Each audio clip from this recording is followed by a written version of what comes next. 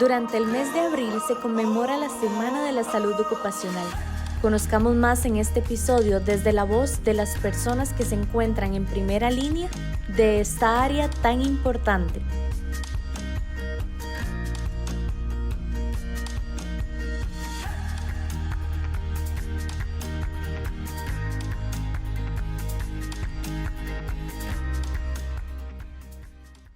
Bienvenidos a un nuevo episodio de Más Facultad.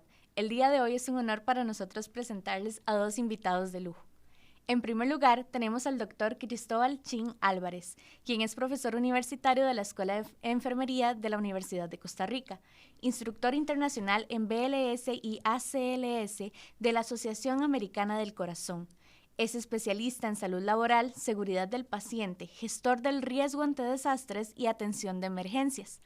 Además, es investigador observacional certificado por el CONIS, teólogo y administrador en salud ocupacional y ex bombero voluntario y policía auxiliar. Por otra parte, tenemos al máster Johnny Alvarado Sojo, licenciado en enfermería y máster en salud laboral de la Universidad de Costa Rica, docente de la Escuela de Enfermería.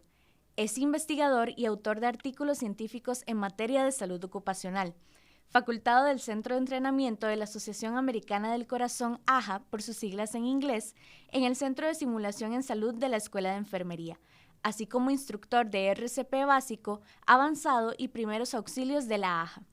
El año pasado, junto con el doctor Derby Muñoz Rojas, publicaron con la editorial UCR un libro titulado Manual Básico de Reanimación Cardiopulmonar, solo con presiones. También fue miembro socorrista voluntario de la Benemérita Cruz Roja Costarricense durante casi 20 años. Les damos la bienvenida. Bienvenidos. Hola Tracy, buenas tardes, muchísimas gracias. Gracias por la invitación, estamos a la orden. Bueno, así que vamos a empezar con el tema que nos reúne hoy y para eso me gustaría iniciar con esta pregunta para contextualizar un poco qué entendemos por salud ocupacional.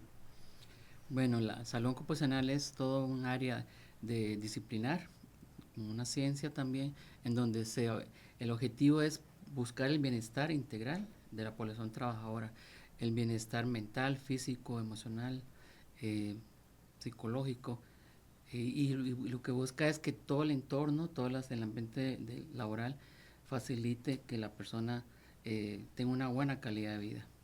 De hecho, la salud ocupacional, como dice mi colega, es multidisciplinar, no es algo exclusivo de una sola disciplina, sino se tienen que ver involucradas muchas disciplinas que lo que hacen es precisamente analizar en busca de ¿qué? De que los lugares de trabajo sean seguros y saludables.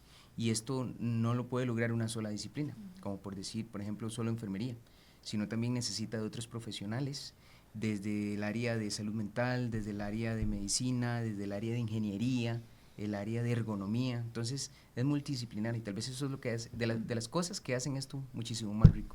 Bueno, y al entender todas estas disciplinas que la engloban, ¿cómo ha evolucionado a raíz del tiempo? Porque me imagino que esto se ha ido incorporando con los años. Bueno, esta es también una interesante pregunta. Desde que el hombre es hombre y la mujer mujer, en las cavernas salía a cazar, ¿verdad? Y las armas para poder cazar, para poder construir, para hacer sus herramientas, ahí comienza también la salud ocupacional.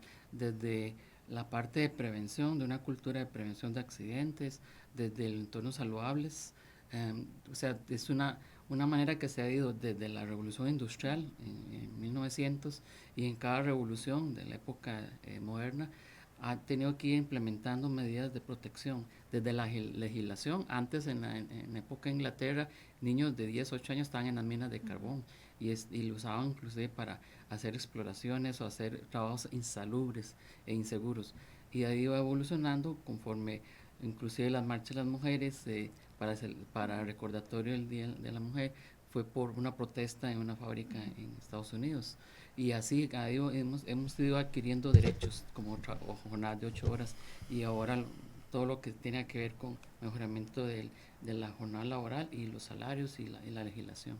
La salud ocupacional ha venido evolucionando a como ha evolucionado la sociedad, porque entonces las problemáticas y las necesidades han venido cambiando. Por ejemplo, en los últimos años, las principales problemáticas han ido más que todo en la parte de salud mental, ¿verdad? Entonces, tal vez hace muchos años atrás era más la parte física. Eso no quiere decir que sea eliminado, pero por decirlo de una manera, como ha evolucionado la sociedad, entonces la salud ocupacional tiene que venir evolucionando porque las necesidades cambian también. Claro, y ante esta presencia de la salud ocupacional en todos los campos laborales, ¿cuáles son esos errores o mitos que ustedes consideran o que tal vez han escuchado más frecuentemente en ambientes laborales que las personas tienen y que tal vez pues recaen en una equivocación de este concepto? De verdad que el error que más se refiere históricamente es que el accidente ocurre por culpa del trabajador, por descuido, por no tener atención en lo que está haciendo.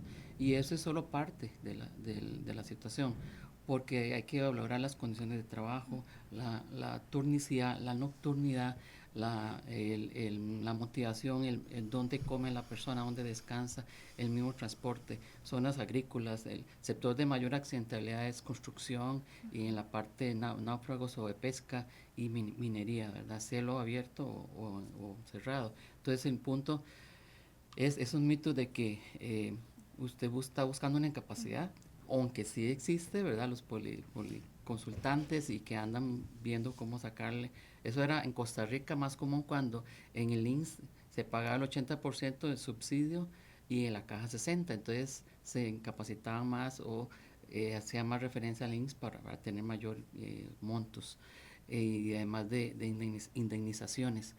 Pero también el mito está en echarle la culpa todo al patrono, ¿verdad? Entonces debe haber un equilibrio y para eso es tripartito, los consejos de salud ocupacional, donde está el patrono, donde está el trabajador y donde está el Ministerio de Trabajo con inspecciones que lamentablemente no alcanzan, no da abasto para eso, pero sí es parte de eso.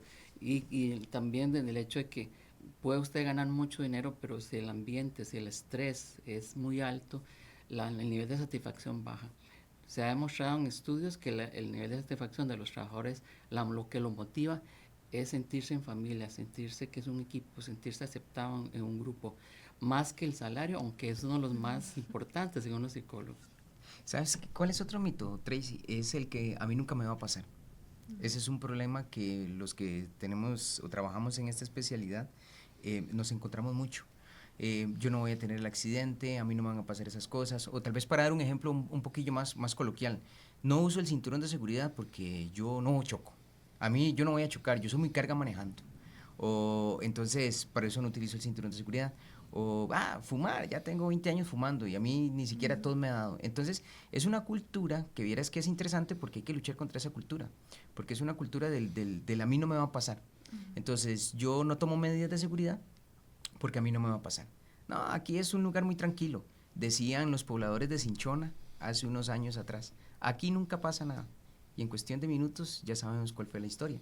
Entonces, esa es otra cosa interesante que tenemos que tener nosotros claro, porque como tal vez nunca ha sucedido nada, o como mi buen compañero Cristóbal dice, debemos estar preparados para lo esperado, Así, para lo peor. ¿Cómo es? Tiene las, un dicho muy interesante. hay que estar preparado para la mayor de las probabilidades con el peor de los daños. Y eso me ayuda a mí a decir la ley de Murphy. Está malo, pero puede estar peor, ¿verdad? Y siempre se puede prevenir.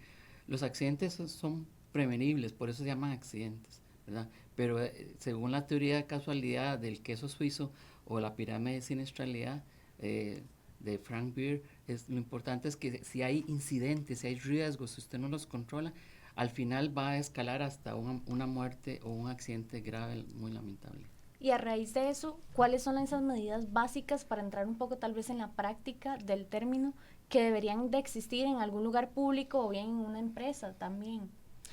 De hecho, desde la casa, ¿no? Sí, todo esto ocurre de que uno está en la casa donde tiene que haber un botiquín, donde tiene que haber una salida de emergencia, dónde están las llaves, dónde está la luz de emergencia, dónde está tal vez un extintor, pensándolo en el carro, que es obligatorio dar un extintor y que nos puede servir en la casa, pero que haya una caja breaker y que haya un sistema de alerta temprana o de avisar zonas sismoresistentes, áreas así, y en el trabajo es lo mismo.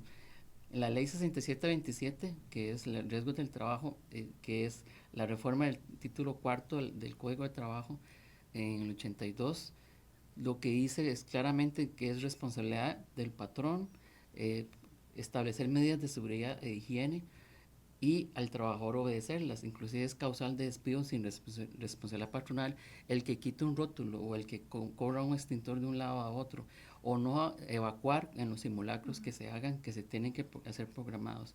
Entonces esas medidas nosotros le llamamos en la maestría técnicas preventivas. Son 5 técnicas preventivas que comienzan en orden de importancia, todas son importantes. Por ejemplo, la medicina del trabajo, que se llama vigilancia de la salud o enfermería del trabajo, también la ergonomía, también tenemos la higiene ambiental, de la seguridad industrial y los factores psicosociales, que eso, como decía mi colega, es lo que está afectando por el teletrabajo desde la pandemia del COVID. Y hoy día tenemos niveles de ansiedad, niveles de estrés muy altos, y por eso es que el teletrabajo, por todo en Costa Rica, el tráfico, todos los choques y todas las presas que hay, pero además porque disminuye el costo de desgaste y económico en el transporte, y mejora, yo creo, la misma satisfacción del trabajador. El recurso más valioso en cualquier empresa es el recurso humano. Era lo que veníamos hablando, la transformación, pero mira, con la pregunta directamente que nos hacías, primero que todo hay que tener claro, hay una legislación en Costa Rica. Sabemos que la legislación es el piso, pero entonces toda empresa, toda institución tiene que cumplir la legislación que se exige. Entonces ahí usted va a encontrar en la ley qué cosas debe tener como mínimo una empresa, un trabajador, cómo deben estar organizados, cómo, qué planes de emergencia son los que deben de tener según lo que se haga. Entonces ahí está en la ley, ¿verdad? Pero a manera, así como en resumen global, es estar preparados, tener una muy buena planificación de saber qué hacer en caso de, porque volvemos a mí nunca me ha pasado.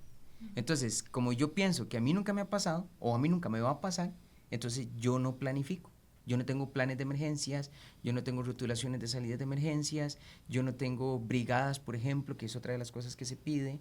Y cuando sucede, es cuando viene el caos, ¿verdad? Como recordaremos en Caos Grandes, el Calderón Guardia, ¿verdad?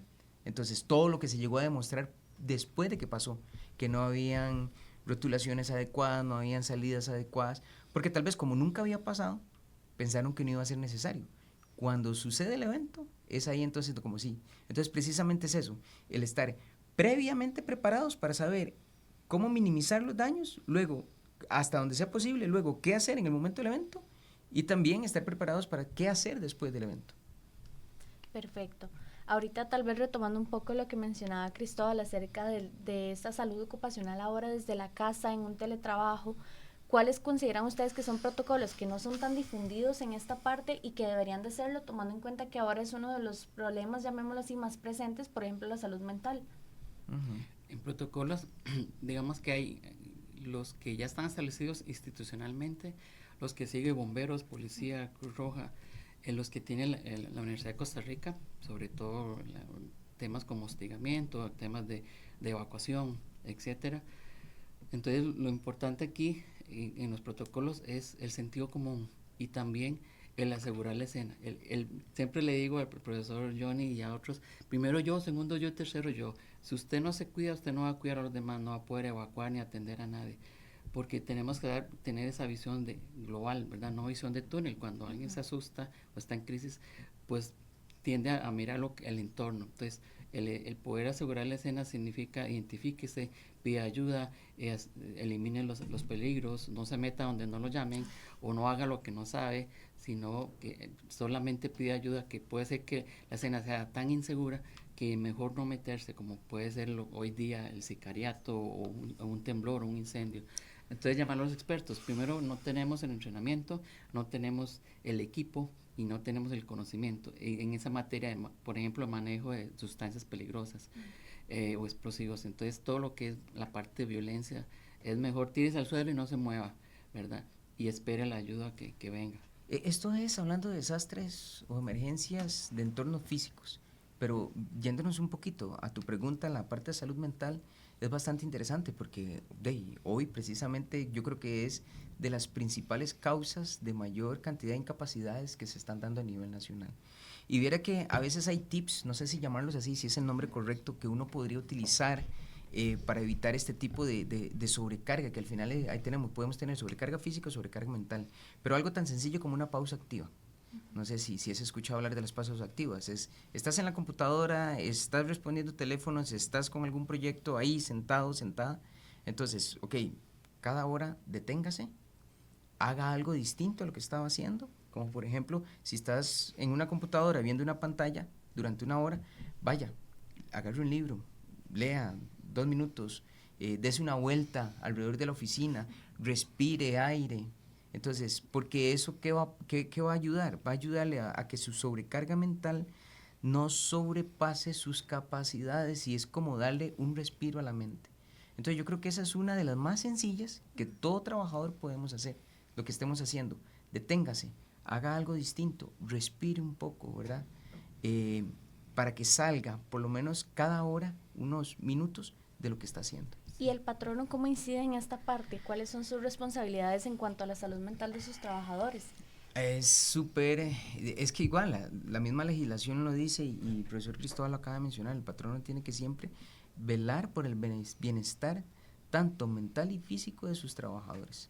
Conocemos, por ejemplo, que hay empresas donde tienen protocolos, donde le dicen al trabajador, ok, 1 hora, haga tal cosa, vayan. Conocemos otras empresas, por ejemplo, que tienen hasta una sala de descanso para que sus trabajadores vayan, se sienten a leer un libro, hagan cualquier otra cosa para que salgan de la rutina, ¿verdad?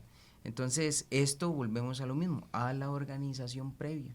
Entonces, todo esto, como patronos, deberíamos tener o deberían tener claridad de estas temáticas para hacer protocolos que beneficien. Siempre la legislación costarricense va a ir a favor de la salud de la persona.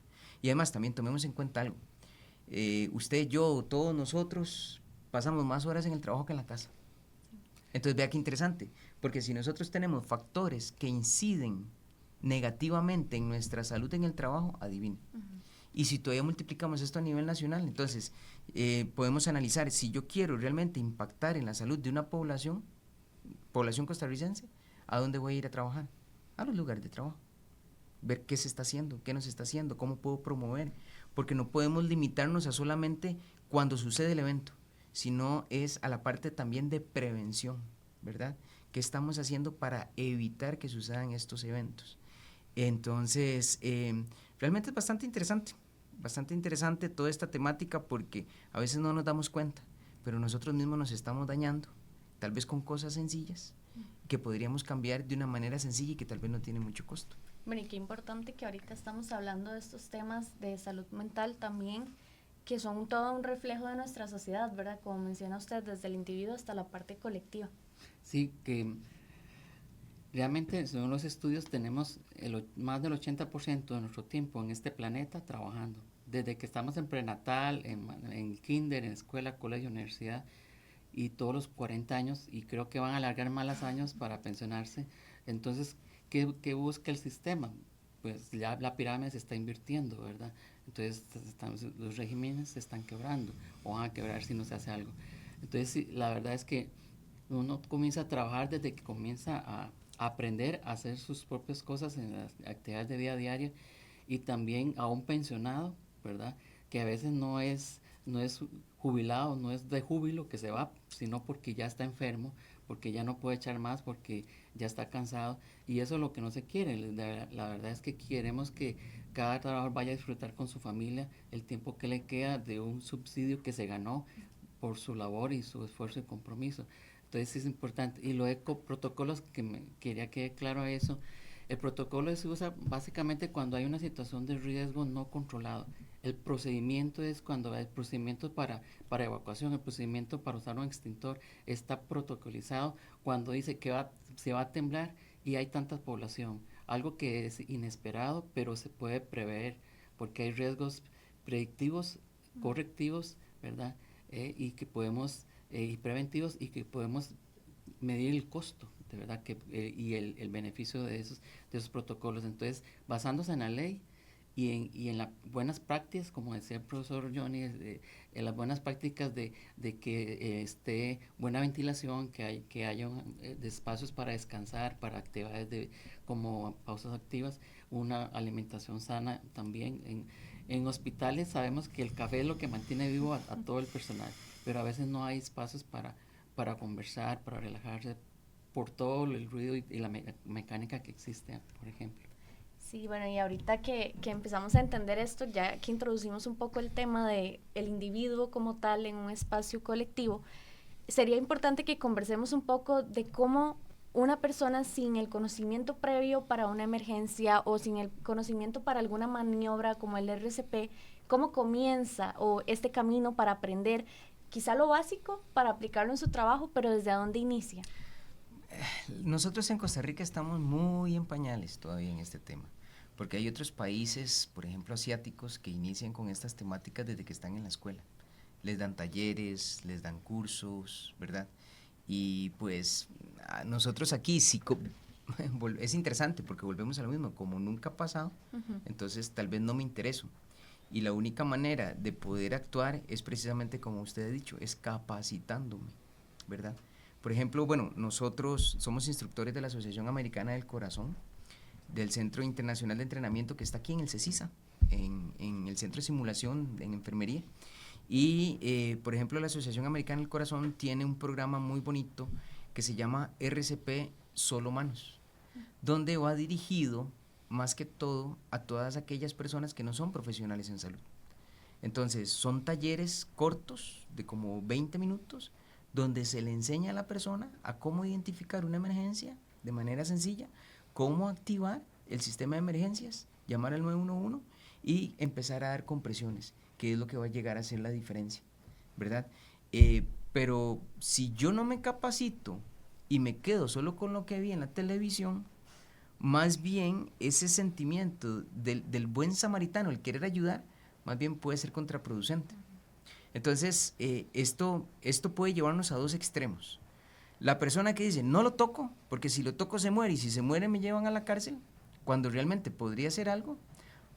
O al otro extremo, voy y hago cosas que vi en la televisión, que más bien van a ser contraproducentes a la situación que está pasando en ese momento. Entonces, yo creo que aquí la clave, por ejemplo, de todo lo que hemos hablado de salud ocupacional hasta esta parte es estar preparados y capacitados para cuando sucede el evento, porque precisamente las emergencias y las urgencias cuando ocurren, cuando menos esperamos. Entonces, si yo no estoy preparado, más bien puedo hacerla más grande. Sí, ¿cuáles son esos errores? Tal vez no sé si Cristóbal nos puede explicar un poco, esos errores principales que cometen las personas ante una emergencia, sea médica, sea desastre, que usted nos mencionaba ahora un poco, ¿verdad? Que no aseguramos la zona, que no tenemos el conocimiento y aún así intentamos incidir. Sí, bueno, las estadísticas dicen que del 100% de las personas, el 25% en caso de una emergencia o un incendio, un temblor, entra en shock, se paraliza, se desconecta y no responde a ningún estímulo. El otro 25% sale corriendo y no sabe para dónde, ¿verdad? Y eso nos pasa a todos, el pánico a los temblores o alguna situación particular. Y el 50% es el que está más o menos atento a lo que está pasando, averiguando de dónde vienen los gritos o por qué, o el temblor se sostiene, espera lo que está pasando. Entonces la respuesta humana es impredecible. Sin embargo, a través de lo que decía aquí mi colega Johnny, a través del entrenamiento y poder tener programas de capacitación permanente y de diagnósticos, se pueden, digamos, direccionar esos eventos adversos o indeseables con equipos de respuesta rápida, ya no solo llamando brigadas, sino de que estén entrenados para, por ejemplo, evacuar o atender a personas en condición de discapacidad, ¿verdad? O adultos mayores o con discapacidad intelectual o cognitiva. Entonces, los errores más comunes es no conocer el lugar donde usted va a ir, no preguntarme, se meten al mar y no saben que hay una resaca, se meten al mar bajo lo que llamamos actos y comportamientos inseguros o estándar. que es no obedecer las normas de seguridad de preaviso. Ahora en Semana Santa, que hay tantos ahogados lamentablemente, o accidentes de tránsito, la gente maneja sin que el vehículo esté bien en condiciones, también bajo condiciones del efecto de una droga o el alcohol, y en lugares como en pozas, tirarse en las pozas o en los ríos o en el mar. Y lo otro son las condiciones inseguras o estándar. Si sabe que es inseguro a meterse en la montaña, hacer una caminata de noche y de frío, no lo haga, si no está entrenado, ¿verdad? Y luego el otro es la falta de supervisión o falta de... Aquí sí tenemos leyes y tenemos equipos, pero no abasto para todo lo que la gente en Semana Santa, por un ejemplo, hace, que se va de fiesta y hace mucho desorden. Entonces el error es, se ha hablado de el abuso de confianza, a mí no me va a pasar, a mí nunca me ha pasado. El cansancio, cuidado, manejar dormido, cuidado manejar una máquina, un equipo energizado, montacargas o manejar de noche con lluvia y además cansado. Esos son actos y comportamientos seguros, pero también es abuso de confianza, el cansancio y la fatiga y la premura, la rapidez, querer hacerlo todo a la vez. En una máquina, una cortadora o una máquina soldadora y no ponerse el casco, no ponerse el equipo de protección personal, que también ese es uno de los mitos. El ponerme un cinturón lumbar ya me hace el síndrome de Superman, puedo levantar lo que quiera y por eso se dejó de usar, porque es mejor una mecánica corporal bien hecha, una ergonomía bien hecha, a que usted se ponga 20 cinturones y que se atenga a que con eso pueda levantar pacientes o cargas. Entonces sí es interesante, hay bastante que hacer y realmente tener una personalidad, un comportamiento proactivo, positivo. El tico no le gusta que le den órdenes, el tico le gusta chotear y salirse con la suya, y la ley del mínimo esfuerzo, en algunos, no todos, pero a veces nos queremos salir con la nuestra diciendo, ya casi lo tengo, ya casi se lo entrego, y ni siquiera han comenzado. Entonces procrastinamos mucho, dejamos todo para el final, y en seguridad humana no, eso está prohibido. Claro.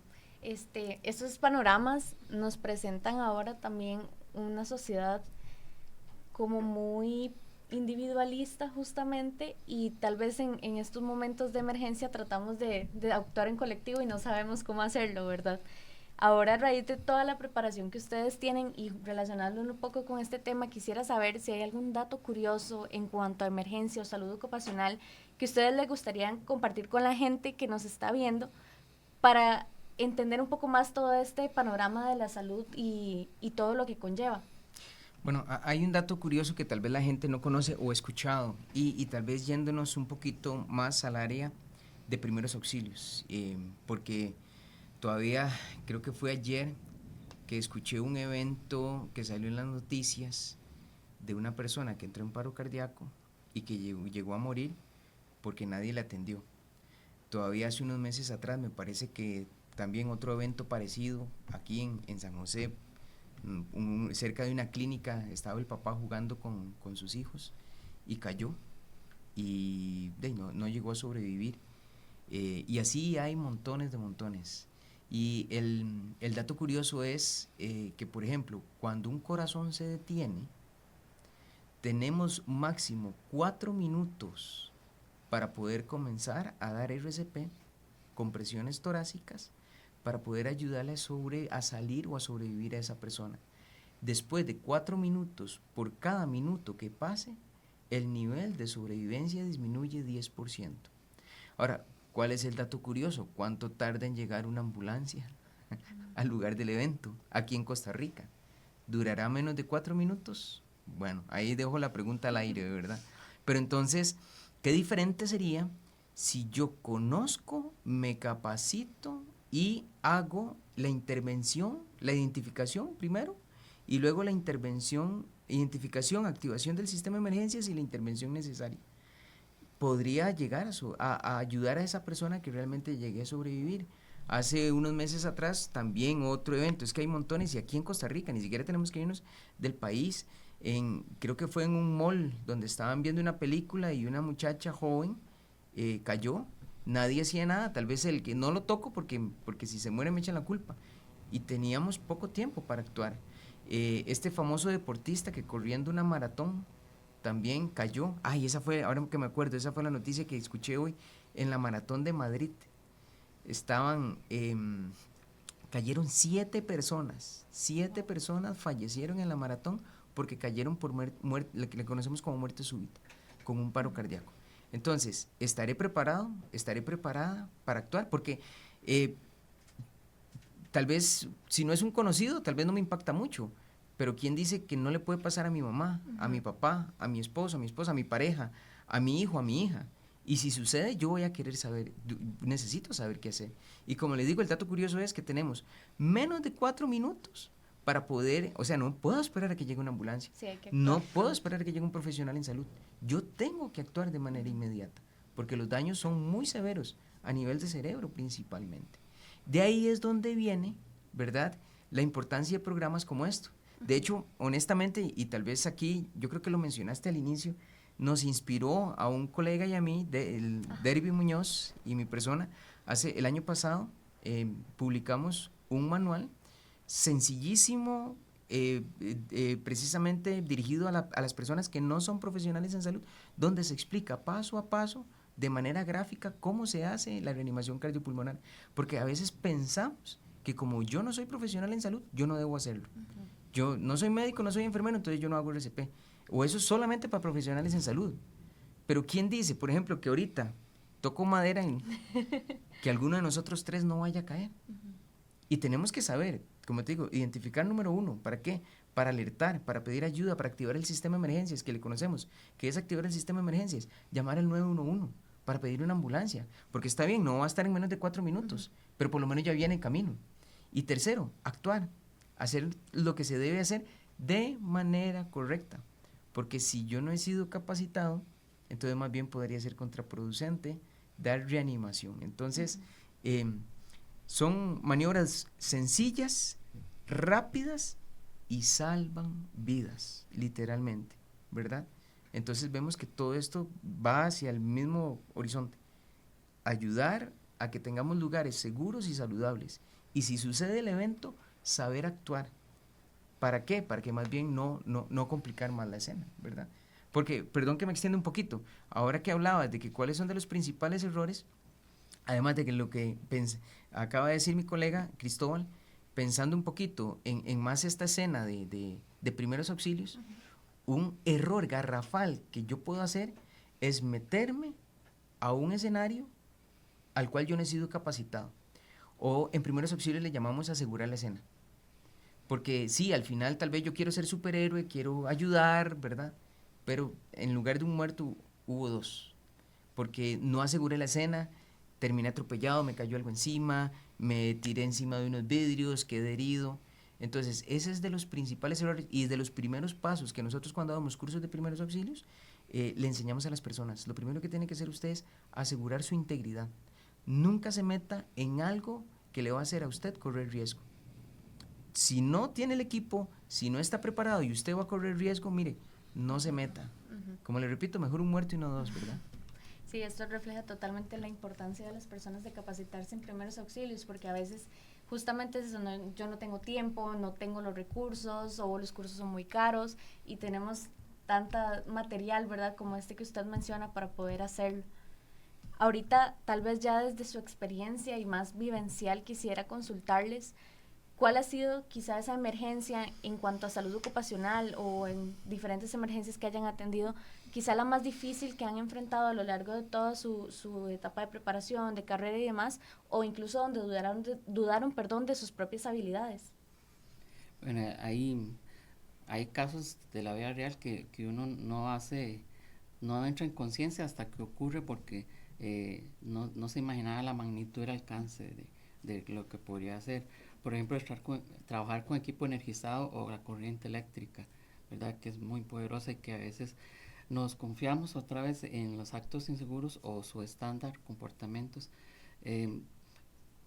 Nosotros tuvimos en un hospital donde trabajé en salud ocupacional un caso de un operario de mantenimiento que se había accidentado levemente 2 veces antes y la tercera por el hecho de decir nunca me va a pasar o no me ha pasado o yo trabajo solo, que es una cuestión de aptitud. Puedes tener 20 maestrías o doctorados, tener 20 años de experiencia, pero si tienes una actitud de que yo trabajo solo o no se metan conmigo ni yo me meto con ustedes, se subió una escalera como a 4 metros a arreglar una tubería solo en el turno de la noche y se vino con toda escalera y se quebró las dos muñecas y quedó incapacitado. Era una cuestión de sentido común de que alguien les sostuviera la escalera, lo anclara o que simplemente lo hiciera con otro equipo de trabajo. Y ese individualismo y esa tal vez poca visión de equipo hace que todo vaya a ser una bola de nieve y se vaya a complicar el asunto. Y así en asuntos de rescate, como decía el profesor Johnny, hacer un rescate vertical o en espacios confinados, en estructuras colapsadas o una extracción vehicular, no es jugando. Pues si usted no tiene entrenamiento, ni la cuerda de vida, ni la ARAC, ni todo el equipo de protección, no se meta, porque va a haber más víctimas. Y eso en todo el sentido de atender un sangrado y al final no se protege, puede que salga la persona y usted tenga una hepatitis, una meningitis, un VIH, SIDA, que va a complicarle más que la misma víctima. Entonces, importante es, yo uso una mnemotecnia que aprendí hace mucho que se llama RACE, rescate, alerte, confine, extinga o evacúe. Rescate porque en la medida que usted puede salir y puede traerse a alguien encima, aunque sea de los pelos, pero usted puede, sin poner su vida en su peligro, hágalo. Y rescate es decir también, salgan, alerte de que hay algo que no se pueden acercar porque es peligroso. Y confine es que asegure la escena, que cierre las puertas, que no pasen por ahí porque va a haber el riesgo de un accidente o contaminación. Y extinga si tiene un extintor y lo sabe usar, que es otra cosa que no está vencido, y si no, evacúe. No se meta en algo que no está entrenado, como le decía el profesor, eso es básico. Entonces siempre estar, conocimiento es poder, ¿verdad? Y lo que no sabes lo pregunta. En la universidad en eso es líder en cursos gratis para la comunidad, en todos los programas de adulto mayor, en programas de discapacidad cognitiva. Hay mucho que hacer y yo creo que, por ejemplo, los TSUs, yo tuve un TSU 5 años y medio de gestión de riesgos y desastres en la zona de Los Santos, teníamos en San Vito y en otras partes, y yo veía amas de casa, señores campesinos que apenas pueden leer y escribir, haciendo extracciones, haciendo encamallaje, haciendo vendajes, y tuvimos una experiencia en que fuimos a dar cursos de primeros siglos en Punta Arenas, en El Roble, donde un señor grandote le salvó la vida a su nieto porque hizo la maniobra de Heimlich, la maniobra de atragantamiento, sofocación o asfixia por cuerpo extraño o base. Entonces, y otra señora que le dimos un curso en el café, que le salvó la vida a Lucas, un niño de 4 años, porque una bolincha se le había clavado acá. Y ella hizo la maniobra en Heimlich, botó la bolincha, la mamá bajó gritando del segundo piso y la abuelita con las piernas así, ¿verdad? Trabajar recursos humanos dijo, no tiene nada, no pasó nada. Y Lucas estaba que volvió a vivir, ¿verdad? Entonces sí funciona, la maniobra de Heimlich, el 99% funciona. Y la RCP Solo Manos también, hay niños que han salvado a otros niños de 9, de 6 años, dándole la RCP y llamando al 91 para seguir instrucciones, para que no se pongan en peligro tampoco. Entonces solo usar RCP únicamente en las manos aumenta 3 veces más la posibilidad de vida, porque cada minuto que está en paro se muere el 10% del cerebro. Entonces 4 minutos el 40%, en 10 minutos el 100%. Tenemos que correr contra la vida en la regla de oro de poder mandar ya, ojalá, al paciente, a la víctima en 10 minutos, montado en la ambulancia y camino al hospital. Eso es un sueño, pero hay que luchar por lograrlo. ¿Y usted, Johnny? Tal vez una de las secciones, ahora que me lo preguntaste, mi mente fue muchos años atrás y fue con el incendio del Calderón Guardia. Desde, si la memoria no me falla, desde que tengo 16 o 17 años, fui socorrista voluntario de la Cruz Roja. Y tal vez por aquí nació toda esta cuestión de estudiar enfermería, etcétera, etcétera, ¿verdad?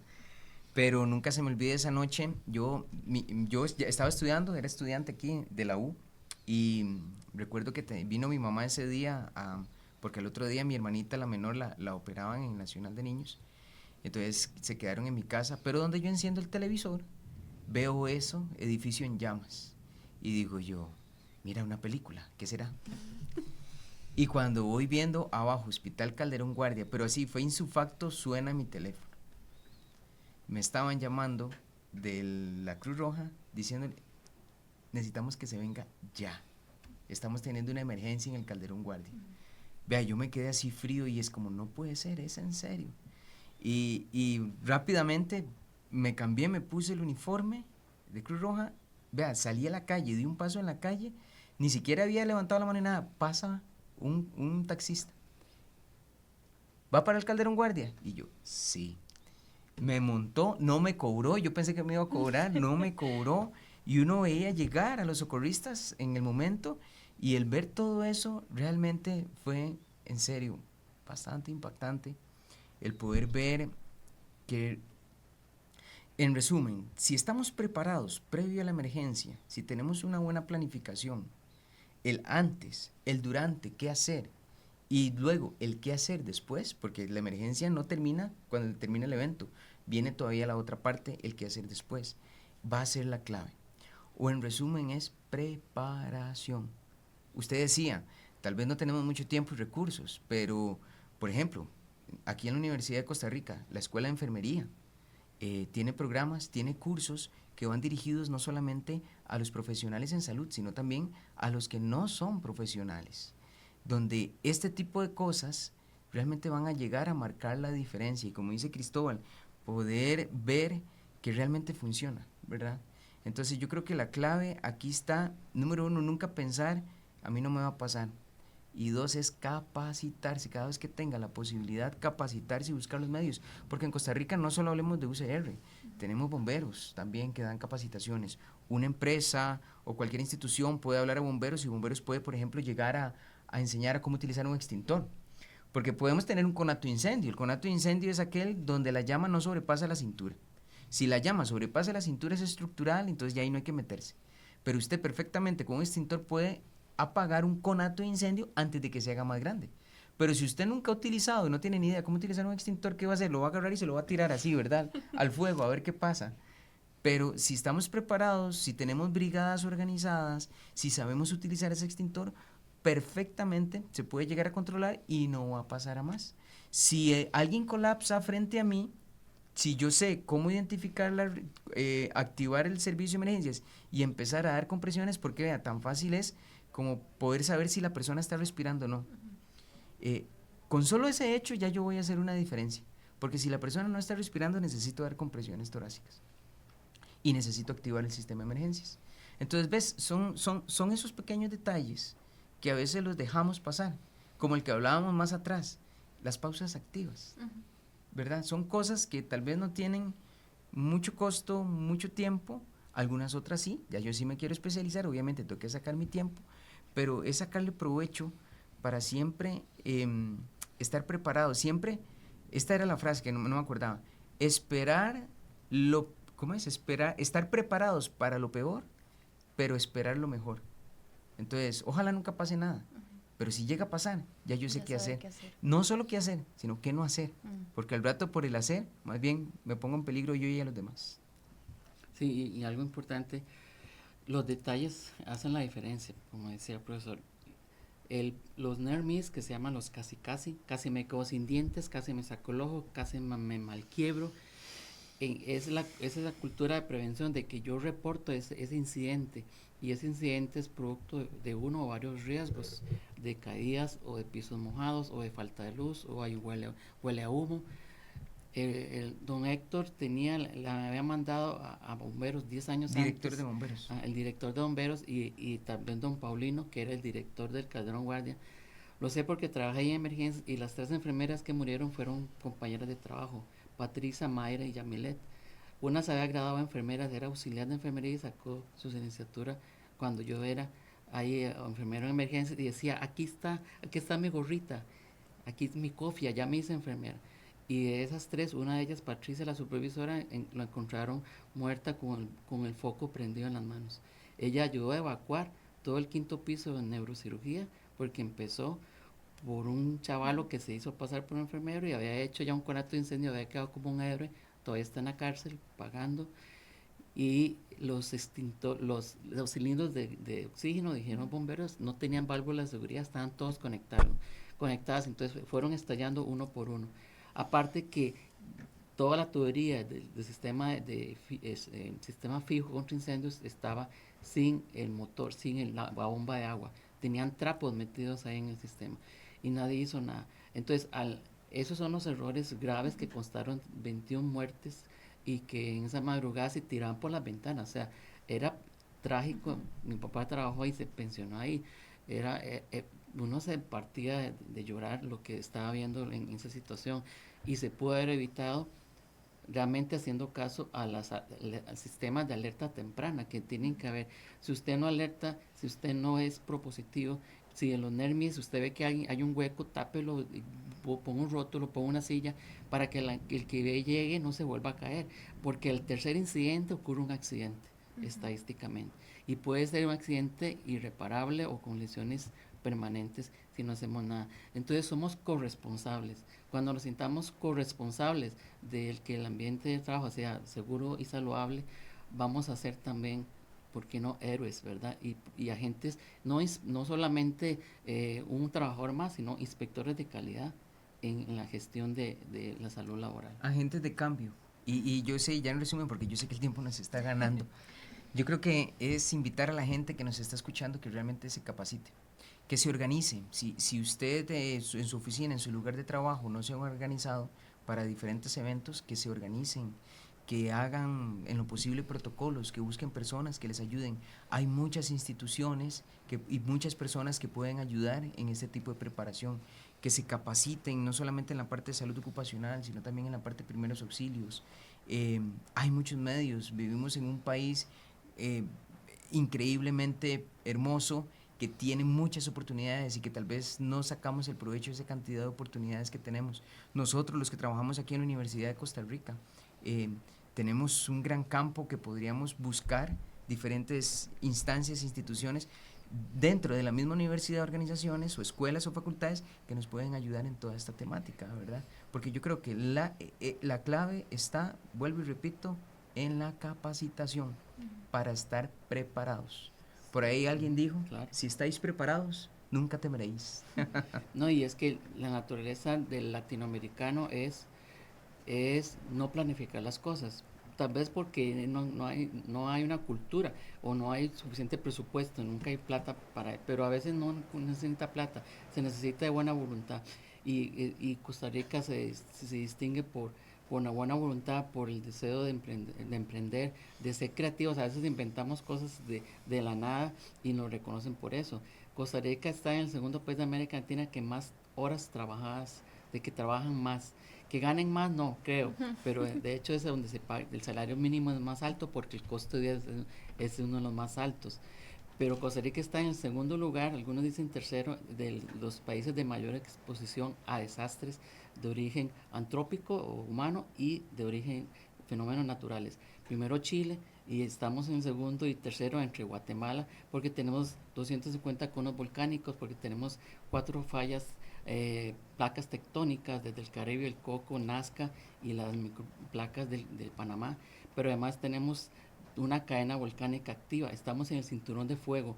El 80% de los volcanes más activos están en el cinturón de fuego, donde Costa Rica comparte con Japón, Indonesia y toda la parte de Chile, que tiene toda la sismología más alta. Entonces, a nivel mundial estamos entre el 5º a 8º país del mundo, comenzando con Japón en lo que son desastres. Entonces, eso nos ha causado mayor resiliencia, mayor empoderamiento desde el terremoto de Cartago en 1910 y la erupción en los 60 del volcán Irazú y otros más como Cinchona. Entonces yo creo que tenemos que compartir como experiencias que nos hace más empoderarnos, pero hay que buscar ayuda. La ayuda está ahí y yo sé que bomberos, Cruz Roja, policía, la universidad, estamos para servir. Sí, es más bien agradecerles totalmente por compartirnos su conocimiento, pero en especial cómo este tema les atraviesa personalmente y las vivencias que han tenido. Les aseguro que todo esto nos ayuda a comprender un poco más el panorama nacional y también a ser personas más conscientes de los ambientes donde nos desarrollamos y que esto no es algo ajeno a nosotros. Así es. Agradecerles infinitamente por su presencia y recordarles que nos vemos en un nuevo episodio de Más Facultad.